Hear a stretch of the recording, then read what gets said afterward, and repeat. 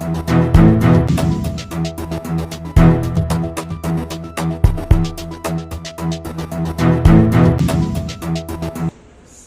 आम्हाला 16 ऑगस्ट 2024 रोजी मुख्यमंत्री युवा कार्य प्रशिक्षण योजनेअंतर्गत प्रशिक्षणार्थी म्हणून रुजू करण्यात आलेला आहे. आम्ही सुशिक्षित बेकार आहे तिथे सर्व जमलेले, परंतु विषय असा आहे की आज आम्हाला सुशिक्षित बेकार म्हणून घेतलेला आहे, परंतु आमच्या पण काहीतरी गरजा असतील आणि त्या गरजा आम्हाला 10,000 पूर्ण कराव्या लागत आहेत. कारण आम्हाला वेतन जे आहे ते 10,000 रुपये ठरवलेलं आहे आणि आम्ही सुशिक्षित बेकार असल्यामुळे त्या 10,000 काम करायला तयार झालेलो आहोत. कारण आमची गरज आहे की आम्हाच्या हाताला काम नाही.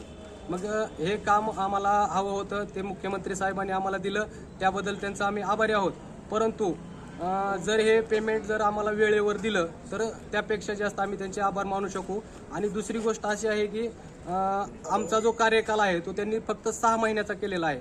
तर 6 महिन्याची आमची गरज नाही, आमचं पूर्ण आयुष्य पडलेलं आहे, आमचं भविष्य आहे, आमच्या लेकराबाळांचं भविष्य आहे. त्यामुळं आम्हाला जर त्यांनी कायम करू शकत असतील तर कायम करावं किंवा मग कमीत कमी आमचा कालावधी तरी वाढवून द्यावा, ही आमची मागणी आहे आजच्या निवेदनामध्ये.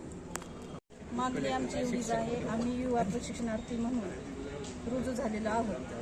कोणत्या महिन्यात? ऑगस्ट महिन्यात. आमचा पेमेंट 1.5 महिन्याचा काढलेला आहे आत्तापर्यंत. आम्हाला रुजू होऊन 4-4.5 महिने झाले आत्तापर्यंत. आणि येणं जाणं आणि कोणत्या आशेनं आम्ही येतो, काहीतरी आमचं व्हावं. का व्हावं? तर आमचं भवितव्य त्यावर आहे. आता आम्हाला त्यांनी अशी आशा दाखवलेली आहे. या आशेला त्यांनी नवं किरण दिलं, त्यांचे आभार व्यक्त करतो आम्ही सगळेच. पण या गोष्टीवर त्यांनी विचार करावा आणि पेमेंट आमचं वेळेवर द्यावं आणि 6 महिन्यावरून आम्हाला 11 महिन्याचं करून द्यावं. याच्या अगोदर आपण कधी मागणी केलेली आहे कायची का पहिल्या वेळेसच आहे? पहिल्या वेळेसच आहे. आम्ही हा निर्णय, मागणी करण्याचा निर्णय का घेतला? त्यांनी वेळेवर आम्हाला पगार देत नाही, तर आम्ही जे कामं असतात का ते कामं करतो. ठीक आहे, मग तुम्हाला जर वेळेवर आता पगार भेटली नाही तर पुढचं पाऊल काय आहे तुमचं? त्यांनी जे निर्णय देतील त्याच्यावर असू आम्ही आता.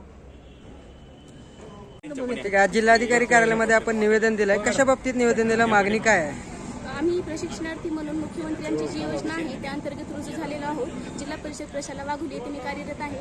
तरी आता 4 महिने पूर्ण झाले असून आमचा कार्यकाल हा 4 महिन्याचा झाला आहे. त्यांनी आम्हाला फक्त 6 महिन्याचा कालावधी दिलेला आहे, पण तो आमचा कालावधी जो आहे तो वाढवून मिळावा ही आमची अपेक्षा आहे. म्हणून आम्ही इथं जिल्हाधिकारी कार्यालयावर निवेदन दिलेलं आहे.